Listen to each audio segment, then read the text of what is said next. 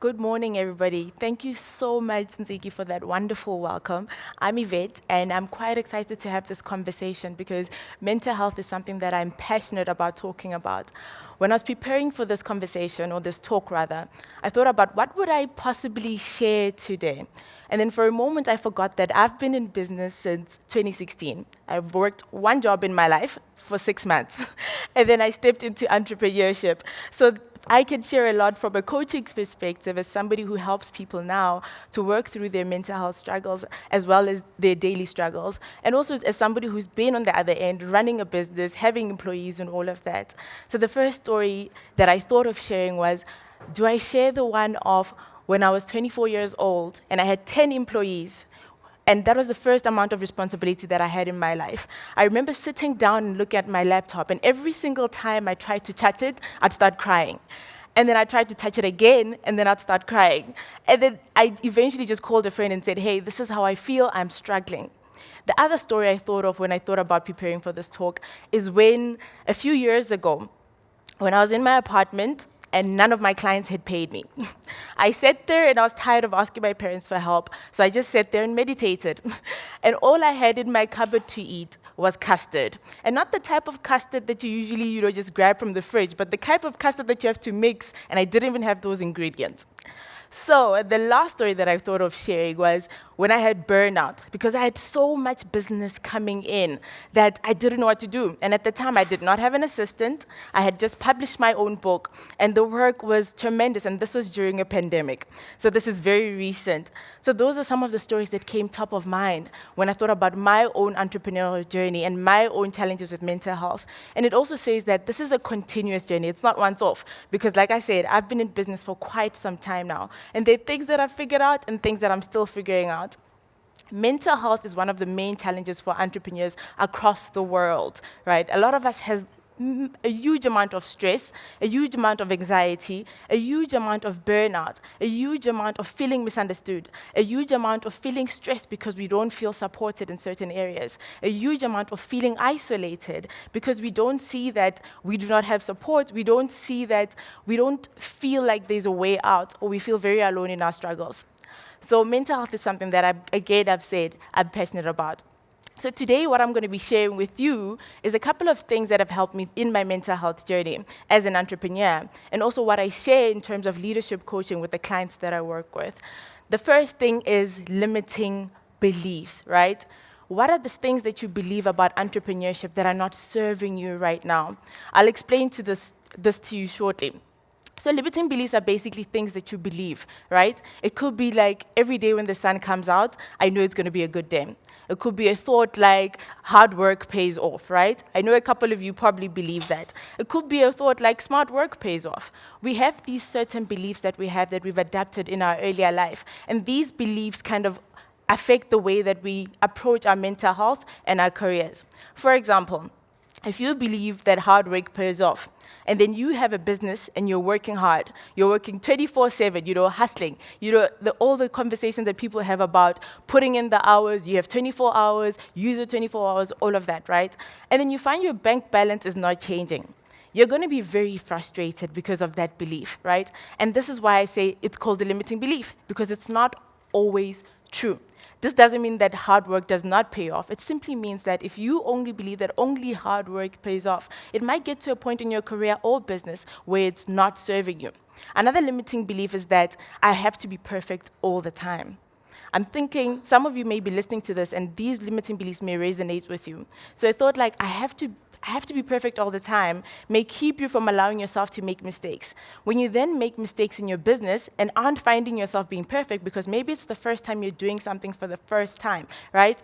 You might feel overwhelmed, anxious, and then you might start beating yourself down because you genuinely believe that you have to be perfect all the time, which is not sustainable because entrepreneurship is about learning and growing. And without failure, of course, we do not learn. We do not grow. So one of the other limiting beliefs that I had in my journey was that I'm not good enough. They showed up in my work because I really tried to become good enough by putting a whole lot of work in my work. And when my work would not work out, I would think that I'm not good enough because my business is not working. I'm not good enough because I'm not able to bring clients into my business. I'm not good enough because of this and that. So we have these limiting stories or limiting beliefs that we've adapted from our earlier life, or just things that we've kind of grasped around. For example, when I speak to my clients and I speak to them about facing the kind of challenges that they're facing. And one of those beliefs being hard work pays off. Again, I'd have to say, okay, is this belief serving you right now where you are? Is believing that only hard work pays off serving you right now? Is believing that you have to be perfect all the time in order to run a business, is that serving you in order to be valuable or worth the money? Is believing that you're not good enough serving you in your business, right? All these limiting beliefs tend to show up in our behaviors and how we run everything that we do. We find ourselves feeling depleted because obviously if you believe that you have to be perfect all the time, you'll find yourself working through the night, not giving yourself time to rest because you can't afford to make a mistake, right? Which is true, of course, sometimes in certain industries, but again, then you have to rely on your ability and your experience and not so much on fear. And these limiting beliefs keep us operating in a space where we move from fear and not from wisdom, which is a whole other conversation that I could talk about for hours. But really, think about the limiting beliefs, the things and stories that you've been telling yourself.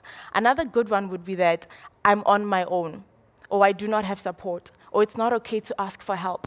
What are some of the things that you genuinely believe that are keeping you from achieving your goals, growing, getting the support that you need in terms of your mental health, getting the support that you need in order to grow in your business, getting the support that you need to move forward, right? And we all have these limiting stories that we've been telling ourselves for such a long time that they feel real, right? You genuinely feel like, if I do not get this right, my life is over. And then that builds more anxiety, and then you struggle to perform in any case. And that's why it's called a limiting belief. You have to observe and think about, is what I'm telling myself about myself, about the world, and how things work, is that serving me right now? And then ask yourself this very important question: what can I adapt that will serve me in my business, right? If you believe that you are alone, what is the new belief that you need to adapt that will allow you to grow your business? Or that you work better on your own, right? I used to have that one. And it was not sustainable because you can't build a sustainable business without understanding that you need to work with other people. The biggest way to grow your business is to expand it and speak to other people and collaborate, and you have to work with other people, whether that's full-time or part-time, or just having to ask for help here and there. So we all have some sort of story that we tell ourselves that is not serving us or the growth of our business. So that's limiting beliefs, and that's kind of how it showed up in my reality and in my business, and I want you to think about how it's showing up in your business right now. The second thing that I want to talk about is having routines, right? A lot of times as entrepreneurs, we have this thing called toxic hustle culture. I don't know if you guys have heard about toxic positivity. Toxic hustle culture is exactly the same as toxic positivity. It's basically this mindset that, you know, you grow up seeing a certain idea of entrepreneurship and what it looks like. So you'll see this guy saying, hey, no sleep, team no sleep, and it's something that we celebrate, right?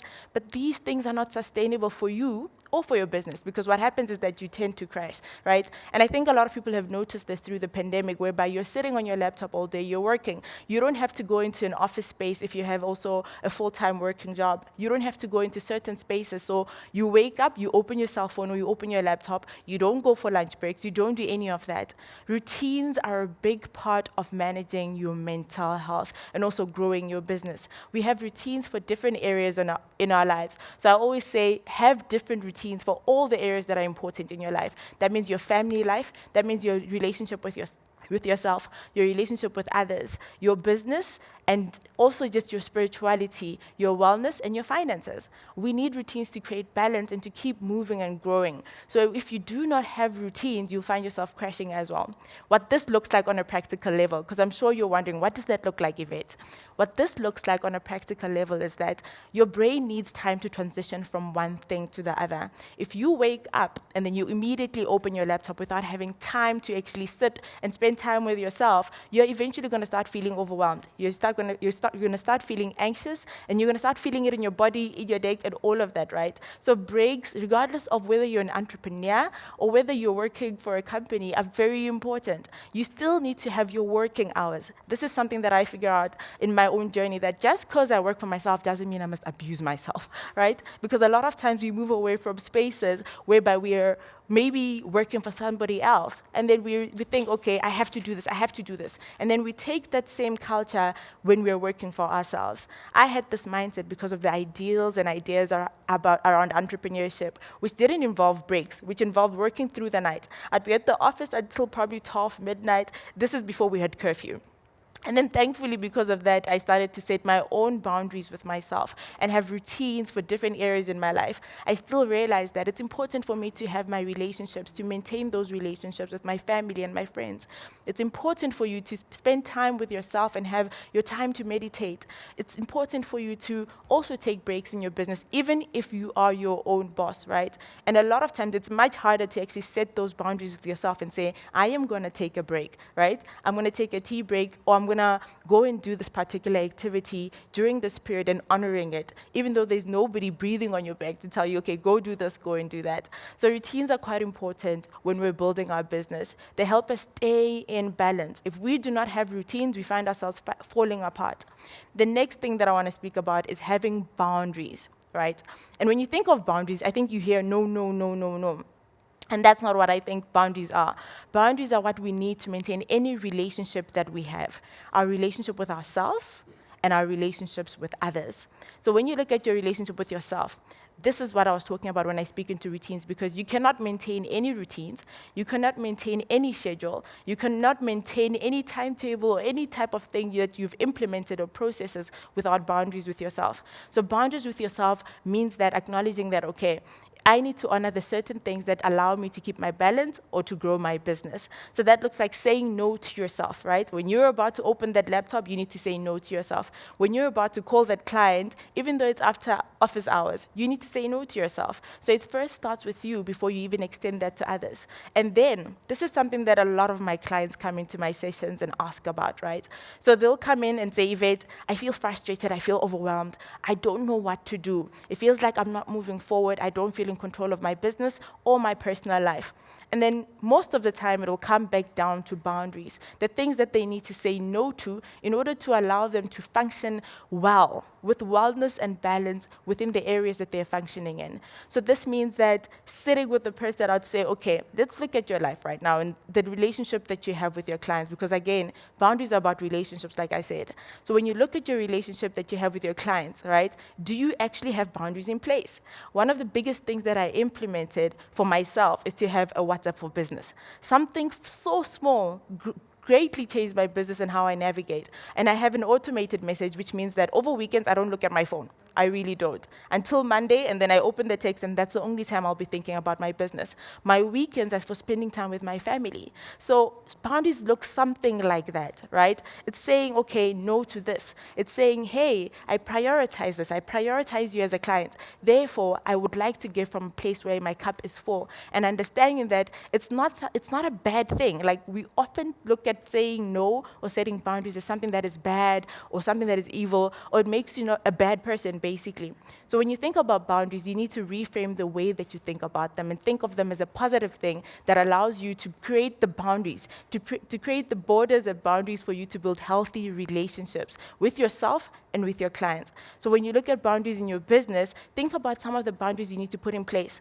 When have you been saying yes when you need to be saying no? This looks like also looking when you don't have capacity, for example. And not having capacity looks something like if you keep saying yes to business, right? And then you cannot meet certain amounts of work because you don't have enough employees in your organization, right? And then your clients start calling you, and then you're not done with the work. You start to feel anxious, you start to feel ashamed, you start to try and avoid them now. This starts to now affect your brand reputation because you're avoiding your clients, they're calling you, and then they post a thread on Twitter. So that's not something that you ever want to see yourself or find yourself doing. You want to be self-aware and understand that this is my capacity. These are the boundaries that I need to place with myself. I need to say no to a client if I feel I don't have a capacity, or I can refer them to other people. I need to say no to myself when I see that I don't have capacity and I need to rest. And these things kind of filter into your workplace and allow you to really just build your business from a place of balance. So that was boundaries. The next thing I want to talk about is a healthy coping mechanisms. So a lot of times we have these coping mechanisms that we're not really aware of, right? And these coping mechanisms look like the things that you do to kind of deal with life.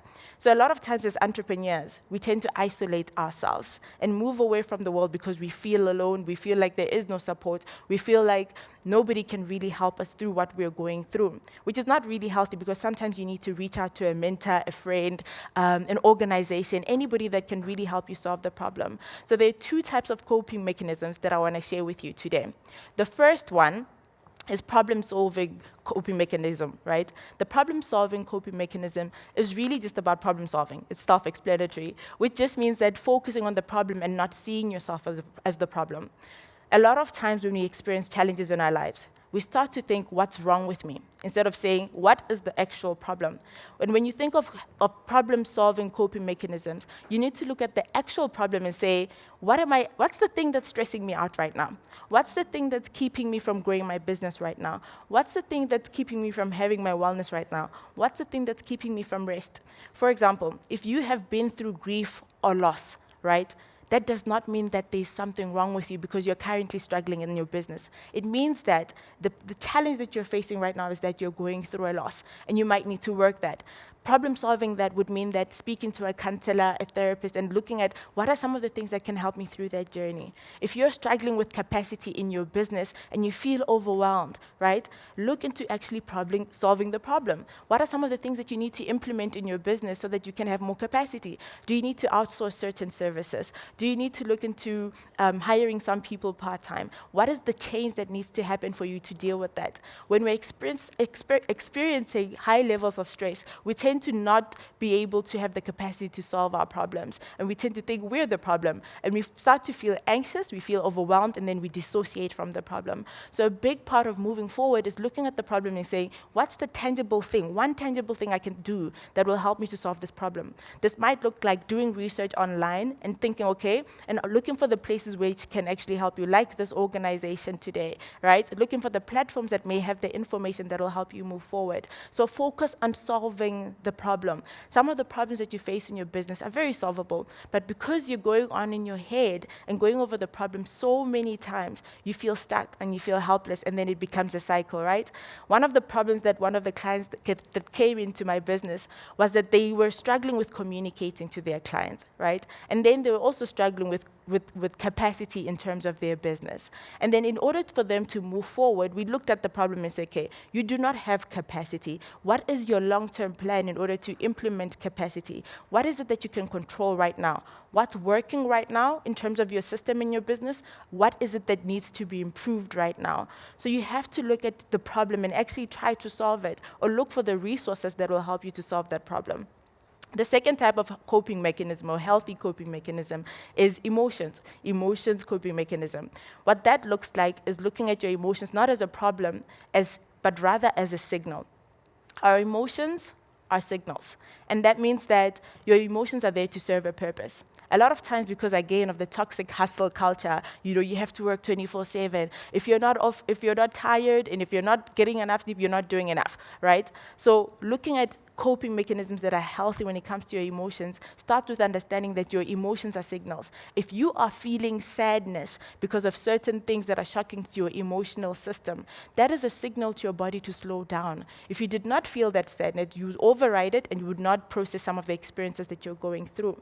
If you're feeling fear, that is a signal to your system that you're afraid of something, or there's something that you need to work through that might be challenging. That is perfectly normal. If you're feeling self-doubt, you need to try and understand, where is that coming from?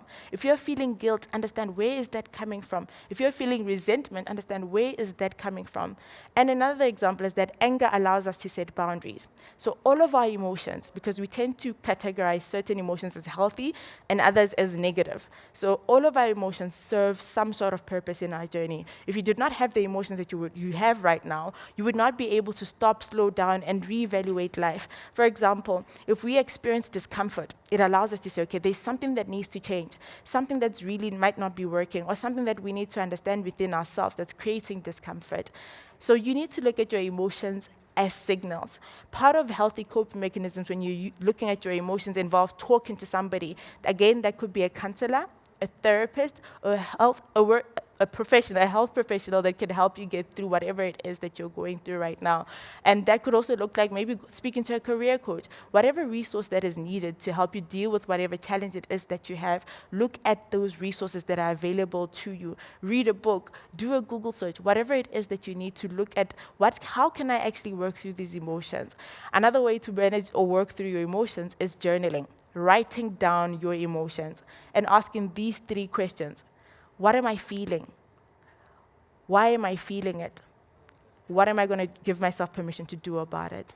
Our emotions are signals. They're not something for you to beat yourself over, because a lot of times we're so busy beating ourselves down over the fact that, why am I feeling this emotion? I should not be where I am today. I should not still be going through this challenge right now. I should not be struggling with this. All that does is create a lot of anxiety for yourself, and also in your inner dialogue, which means you're not actually helping. You don't have to beat yourself down in order to create change in your business. All you have to do is hold yourself accountable and acknowledge the things that are working and the things that are not working. So acknowledging your emotions is a big part, and looking into, okay, what is actually going to help you to move through it? Talking through it is something that can actually help. Reframing your conversations with yourself, which is looking at your inner dialogue. How do you speak to yourself when you failed? How do you speak to yourself when you think you've made a mistake? How do you speak to yourself when you're struggling with something? That's your inner dialogue. So you need to look at what are some of the things that I constantly say to myself when I'm in a place where I'm struggling. And that looks like really being honest with yourself and then looking to change those conversations. I always say to my clients that a lot of times our inner dialogue sounds like the person who was really hard on us in our childhood. This could be a bully, this could be a parent, this could be somebody a teacher who constantly told you that you're never going to amount to anything. And those thoughts constantly come back, and then you think that it is your thoughts. So again, reevaluate your thoughts and look at your internal dialogue, especially when you're struggling with something, because there's something that you need to understand there or learn from that experience, that you need to change something over there. So look at your inner dialogue and reevaluate it and look into what is not healthy there and what's not serving you in terms of how you speak to yourself. You don't always have to beat yourself down in order to move through a problem.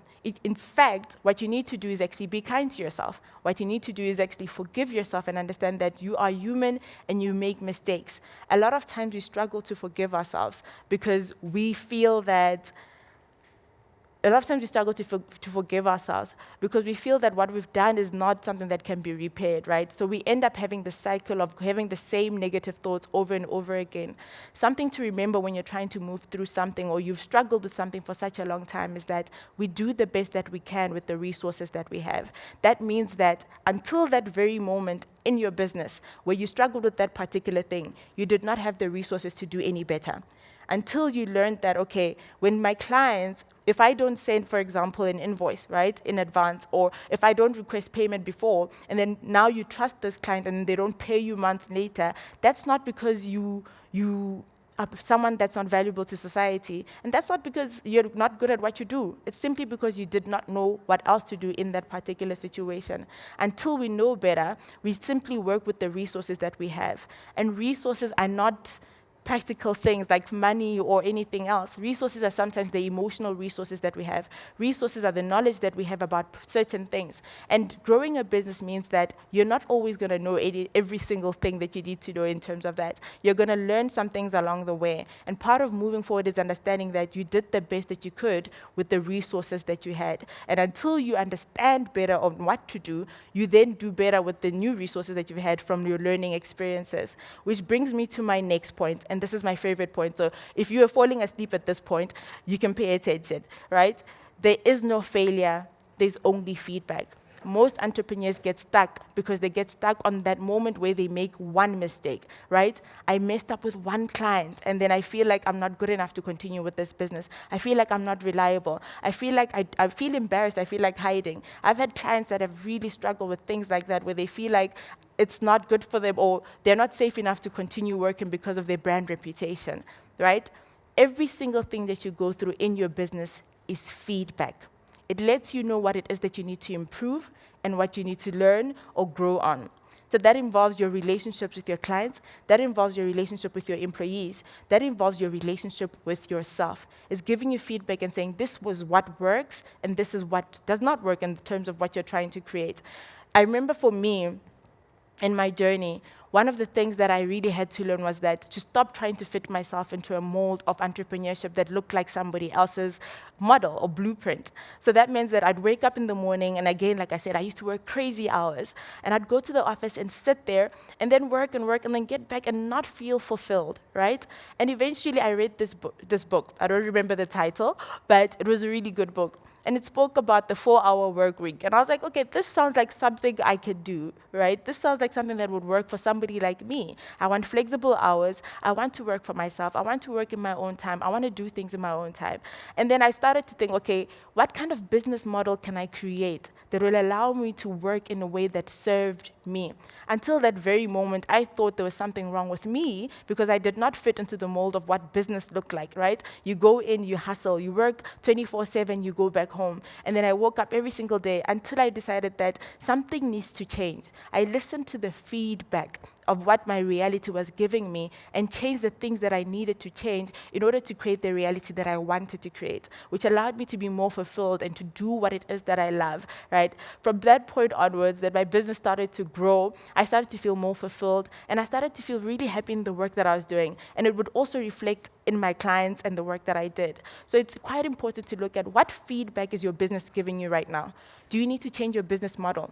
Do you need to change how you relationship with yourself? Do you need to change how you relate with your clients, right? Do you need to change how you relate with the people that you work with, your team, right? What is the feedback that your business is giving you right now when it comes to your mental health?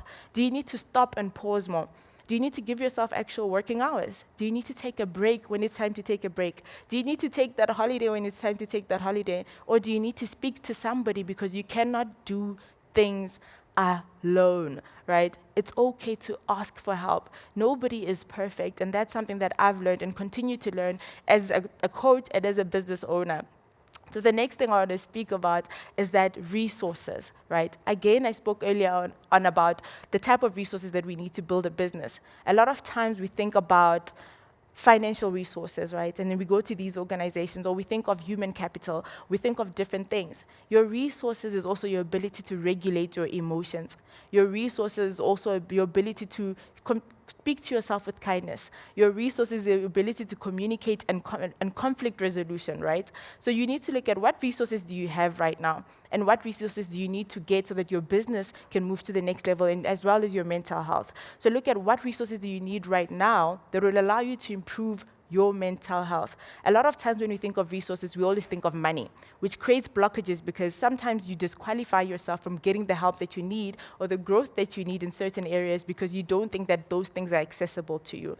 So for example, if you think that you need money, for example, in order to get therapy, right, or to get certain amounts of help in terms of your healing journey or growth journey, you disqualify yourself immediately. If you think, what can I do right now that will allow me to work through this problem? You can think, okay, I can do a Google search. Very easy. I can go on YouTube. I can read a book. I can listen to a podcast. Those are resources, right? The people around you are resources. Your network is a resource. The way that you communicate is a resource. Your confidence is a resource. So sometimes when we think of resources, it's good to step back and think of the intangible things that will allow us to grow our business, and then think of working on those things in a practical way. If you need to go and build your confidence right now because you had experiences that affected you in a way that you don't feel so confident walking into the room, maybe you've experienced so much rejection in your business that you find yourself feeling like you have low self-esteem and you don't feel as confident as you used to. That's okay. It just means that what resources do you need now to move forward and work through that problem? Again, remember what I said about problem solving instead of making yourself the problem. The problem is that you're struggling with confidence. It's not that there's something wrong with you. So look into what resources do you need to actually work on that. What resources do you need so that you can learn to regulate and manage your emotions better? What resources do you need so you can learn to communicate better and be the type of employer who engages with your employees and so forth? So those are some of the things to look at right now. Your business is only going to be as good as you are. Your business is only going to be as good as you are.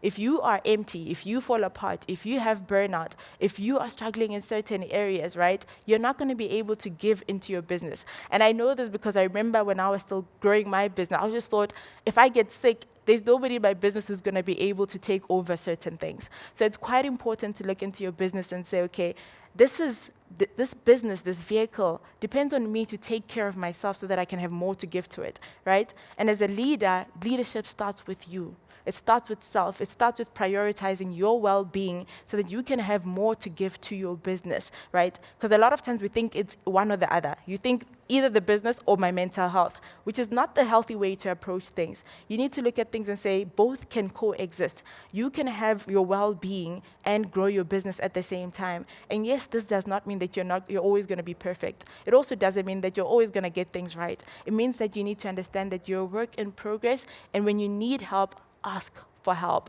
So that's it from me today. I just want to say that remember that it's okay to ask for help. If you're struggling in certain areas, reach out to the organizations that can help you in terms of your mental health and your well-being.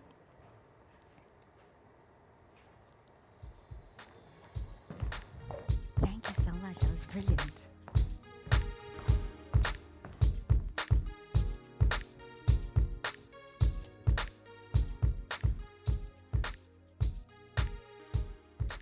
That was absolutely brilliant. Thank you so much, Yvette. There were so many fantastic gems. Ask for help, guys. Like, it doesn't have to be a one-man band, a one-man team. And I love the point, and I think I even said this to myself, like, say it louder for the people at the back. There's no such a thing as failure, just feedback. And that's such a good thing, that when you feel like things are not working out, or at least if things aren't working out as you expected, take the time to pivot, to adjust, to think about how do you deliver new, to think about how do you deliver different, or maybe just find a new client base. So thank you so much for sharing those great points around mental health. And I will be engaging with you guys on the Slido app, so please do send through your questions, especially now as we're about to go into our panel discussion. So I'm going to get Yvette to come back up shortly, but also joining her to be part of our panel discussion, I'd like to invite Yolisa Shabalala, who's the co-founder and director of Imizizi. Her passion is for people skills development and service delivery, drove her to start Imizizi, which is a temporary employment services, recruitment, and people management strategic consulting company. She has experience in a wide range of industries and specialized for many years in project management, business analysis, and process, working on various projects and strategic partnerships with the responsibility of managing and leading the delivery of business objectives. And she's going to be a voice for the SMEs on our panel for today. And then joining them as well is if you'll allow me to say perhaps the thorn amongst the roses, is Anele Siswana, and he is from Ubuntu Family Health Center, which is he is a registered clinical psychologist with the Health Professions Council of South Africa. He divides his time between clinical practice, lecturing, consulting, writing, and public engagement. In his clinical practice, he practices cognitive behavioral therapy, and we'll find out more about that and what that means, and other evidence-based treatments to assist adult and adolescent patients with a wide range of emotional, behavioral, and adjustment problems such as anxiety, stress, depression, and relationship problems. He believes spirituality and a balanced lifestyle are crucial elements for a meaningful and well-integrated life. So I'd like you guys to drop your emojis as hand claps as I welcome my panel to join me on the stage, and I'll just ask you guys to please fill up the seats from this side going that way. And we're going to engage around mental health. Now, I want to hear from you, so it's not just my questions that are being asked, but to find out from you, what do you want to know about mental health and how your journey in running a business, particularly during COVID, has been and how you've been managing? All right, welcome everybody. Welcome. Thank you so much for joining me. Yvette, that was a fantastic conversation. Thank you so much for those key pointers. And I do want to say, I hope you guys were listening. So I have I did mention earlier on that there'll be prizes to be given away. So I want to just give you the opportunity, just in case you want to wreck your brain at the moment and try to think back, and while it's still fresh in your mind. So our first prize giveaway, and I'll be announcing the winner for this later on, but is one of the points that came out of your talk. So if you were listening, we want to know from you, what are the 6 things that you can do to help maintain your mental health? I repeated 1 or 2 of those for you, so I hope you're listening and you can share some of those with us.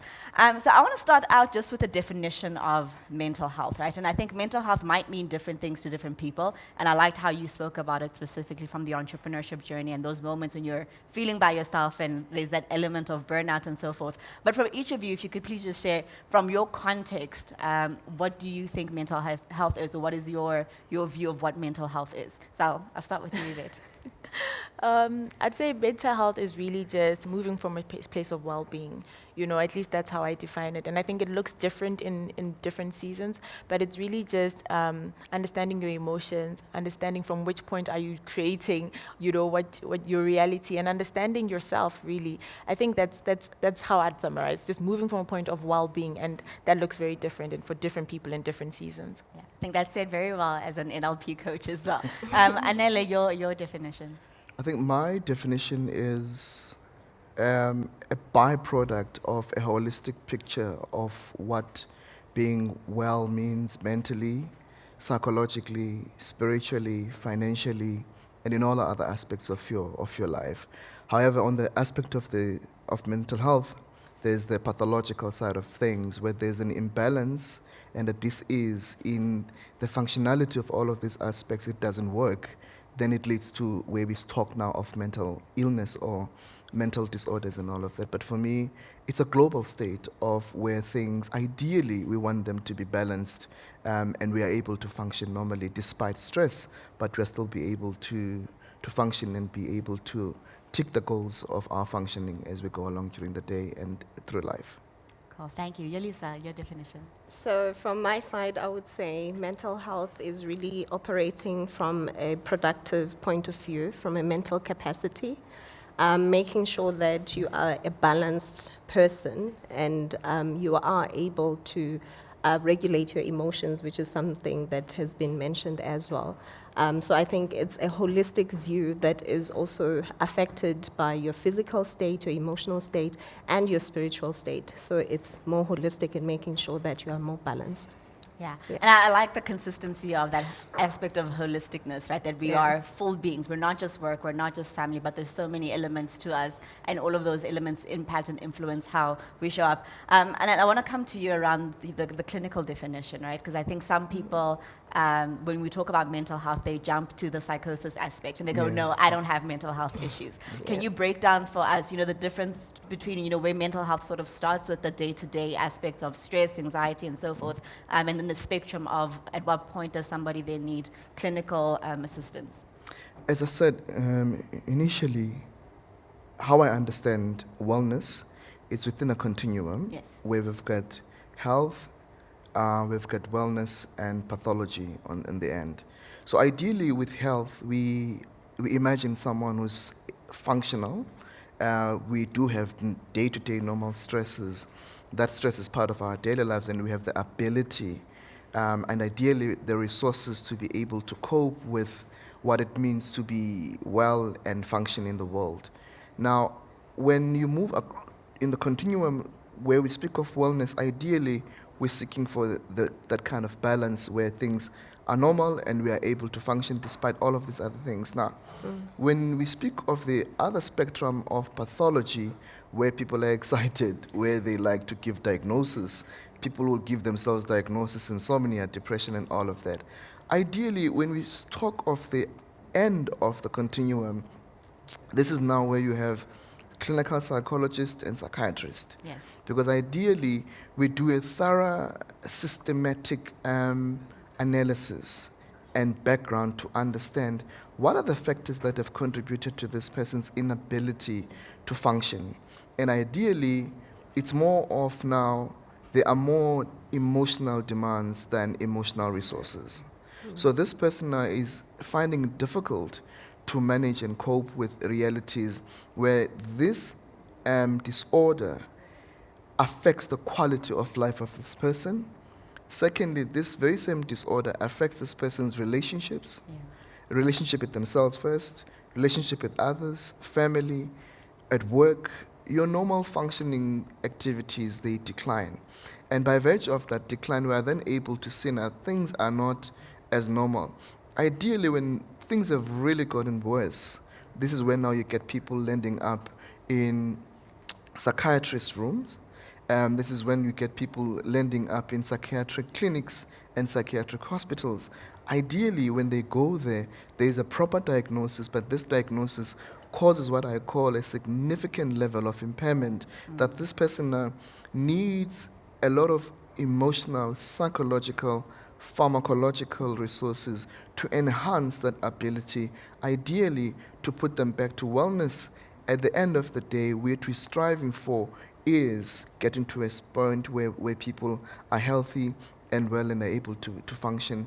So ideally, you need a professional Yes. to enable you to get the diagnosis. But mostly, where it gets to a point now, you need a clinical psychologist or a counseling psychologist. It is then now we try to understand, how come have you landed here? What are these factors that have contributed to your inability to function? Where does it come from? What is the function of these things? What does this depression mean? And how do you then get you out of it? By therapy, pharmacological intervention, life coaches, spiritualists. This is where some other people like me, who are holistic in their view, who are healers, spiritual healers, traditional healers, we try to understand what is the cosmological Yes. disturbance that is affecting your quality of life psychologically, emotionally, and spiritually. Thank you for that. I think that's such a really good breakdown and holistic view of mental health and different things to think about.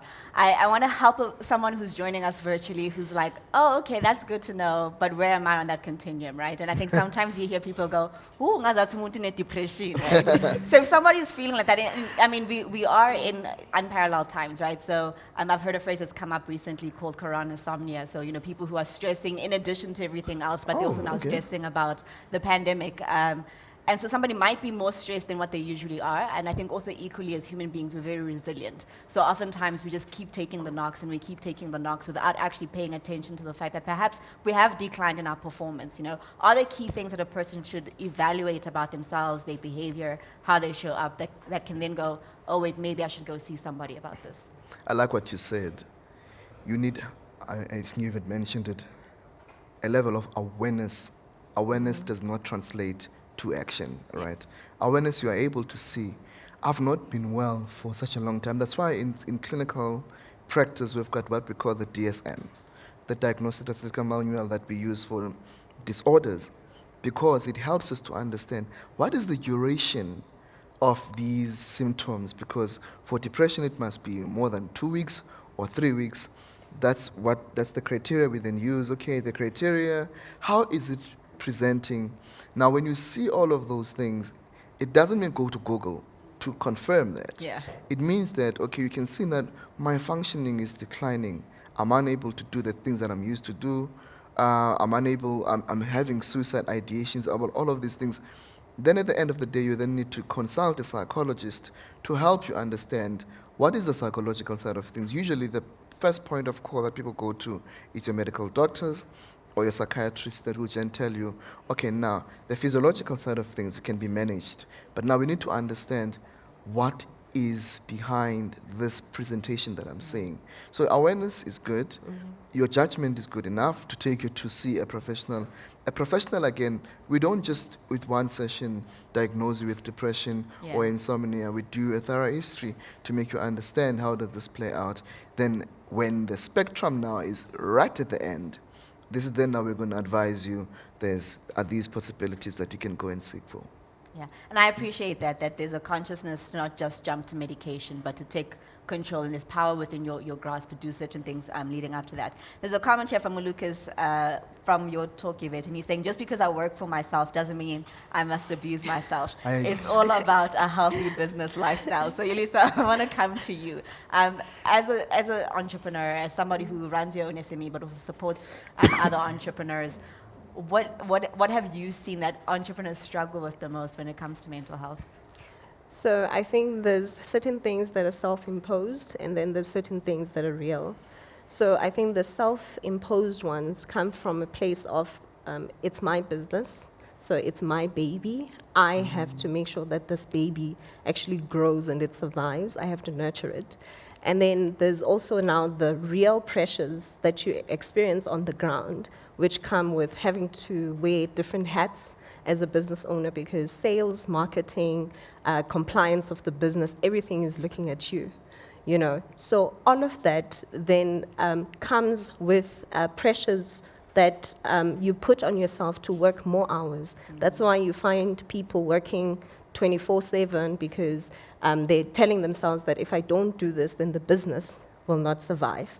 And I think with that, it's very imperative. I liked Yvette's talk when she spoke about balance, which is something that is not easy as a small business owner, because if you have that client is looking at you on delivering on the product at the end of the day.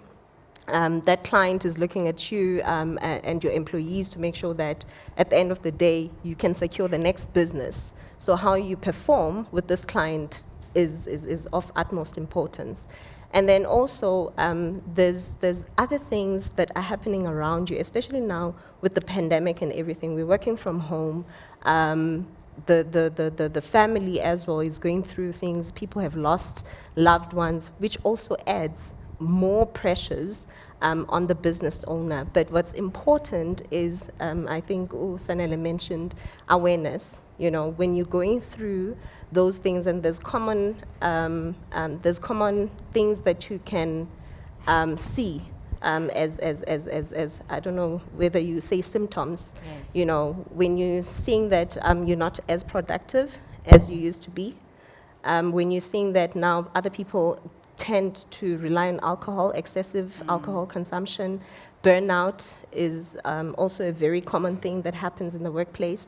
And it's also very important to not only be aware of that from your perspective as a business owner, but your employees as well, to make sure that mental wellness and mental awareness is not only for the owners as leaders of the business, but also across the entire industry, which means you need to create a culture within the business whereby everybody is aware of mental health.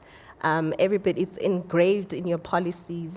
People now are reviewing their policies to make sure that there's a wellness day, that people can take leave. So looking at other structures and support systems that you can introduce into the business to make sure that everybody is aware. Yeah, I think that's such a great point, and that element of awareness, not just for you as an individual, but from the corporate side, is important as well. And one of the big things that's happened because of COVID is because everyone has now been working from home. But if you're an entrepreneur, working from home was the norm before other people started doing it, right? So Yelisa and Yvette, I want to hear from the two of you. How do you manage, especially in those seasons? And I'm thinking a lot about the entrepreneurs who are still a one-man team. There's not... they still are wearing all the hats. There's not a co-founder maybe, or maybe there is a co-founder, but the workload is still quite hectic for the both of them. What are those things that you can do? What are the things that you can be mindful of, especially in that season where you are working from home? There's no demarcation between when work starts and family time and whatever other obligations that you have.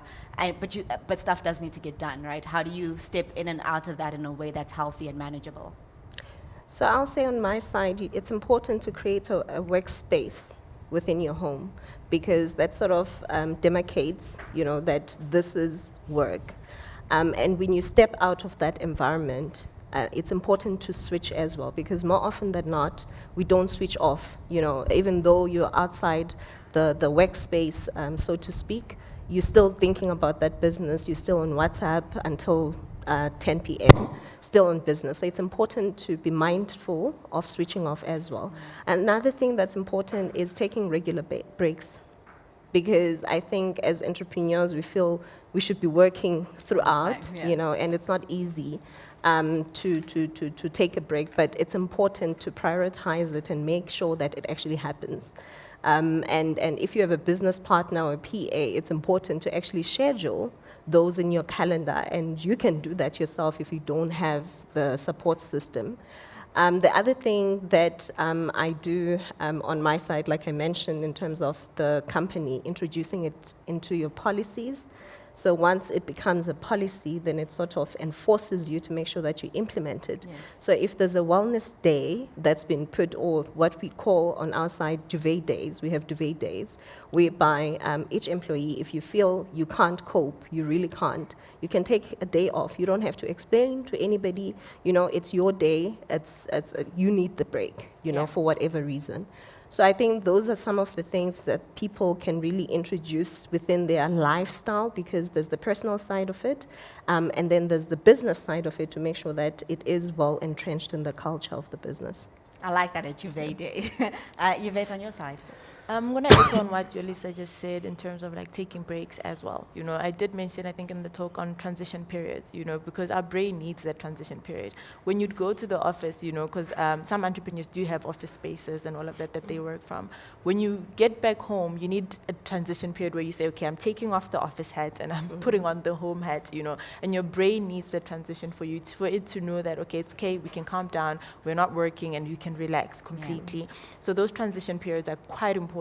Whether you're starting your day first thing in the morning, have a transition period before you get to work, take a walk, meditate, do something that's just for you that has nothing to do with work. When you come back from work, come back.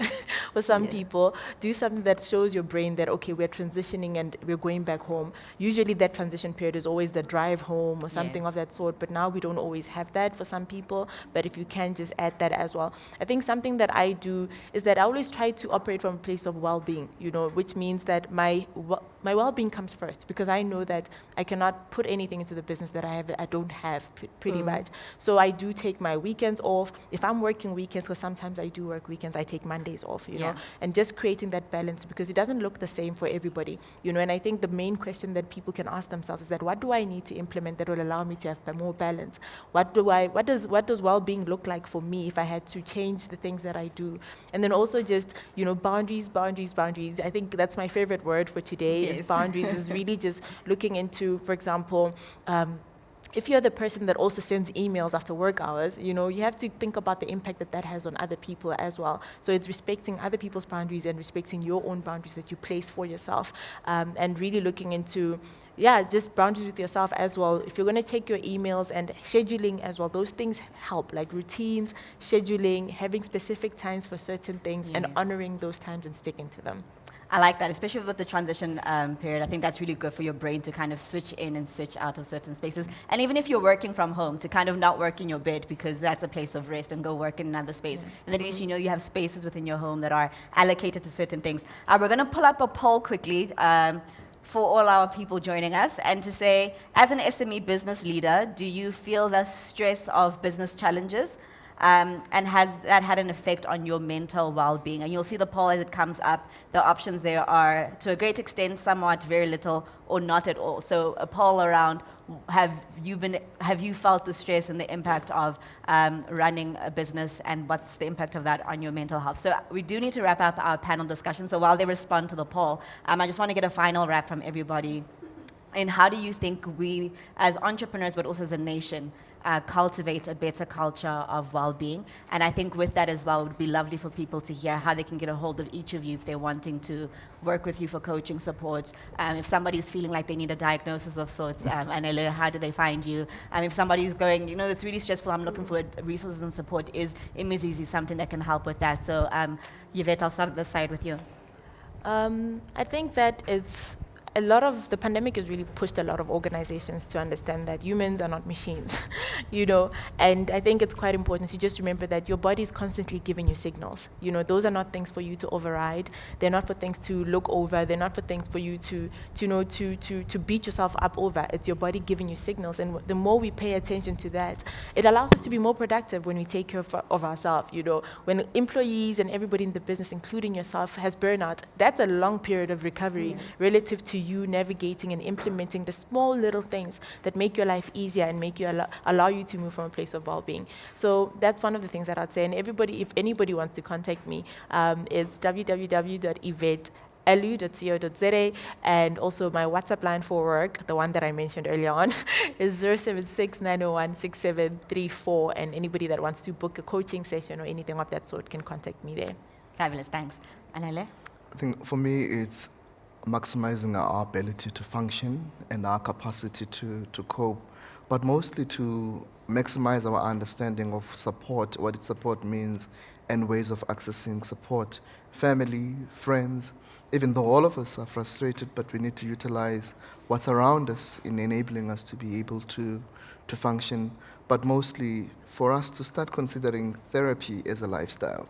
Like we go for Virgin Active, yes. I would ideally want people to consider at least once or twice a month to make sure that your mental state is always in the right track.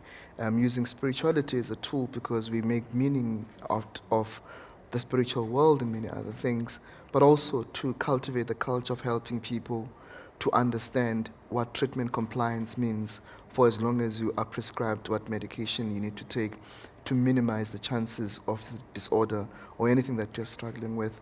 But mostly for people to get hold of me on Instagram at @analystswana_, as well as at @analystswana1 on Twitter, and in all spaces, I guess I'm accessible.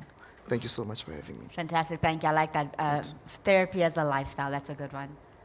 So from my side, I would like to start off by saying entrepreneurs should not be afraid to reach out.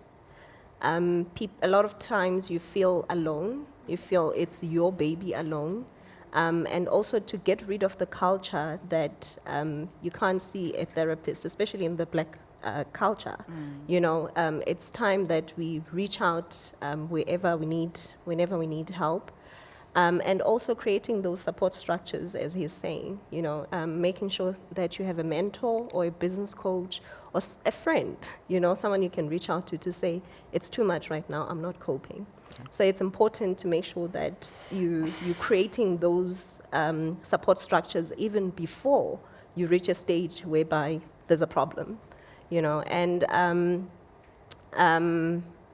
in terms of Imizizi and where you can reach us, on www.imizizi.co.za, and we are on LinkedIn as well as Imizizi, and we are on Instagram and Facebook at Imizizi South Africa.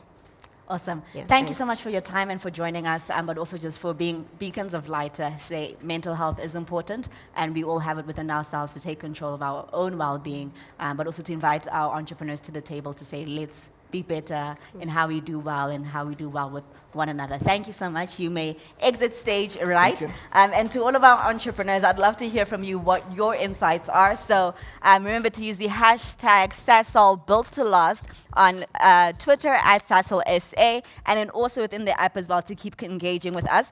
And I want to just share some insights from that poll quickly. So the poll was, as an SME business leader, do you feel the stress of business challenges has had an effect on your mental well-being? 48% of you said to a great extent, 26% said somewhat, another 26% said very little, and none of you said not at all. So we are all in this boat together. So it's good to know that you're not the only one who's struggling with mental health to some degree, and that you're not alone. We're doing this together, and there is support. There are resources available, and as all of our panelists said, don't be afraid to reach out and ask for help. Make your mental well-being something that you look after. Make therapy a lifestyle. So how we think about taking care of ourselves in the same way we think about taking care about the people that we love, or how we take care of our businesses, that we should consider our holistic well-being, but also our mental well-being in that as well. A free gift that we'd also love to share with you, you see it pop up on your screen at the moment, is from Mentor magazine, which is the business that I run.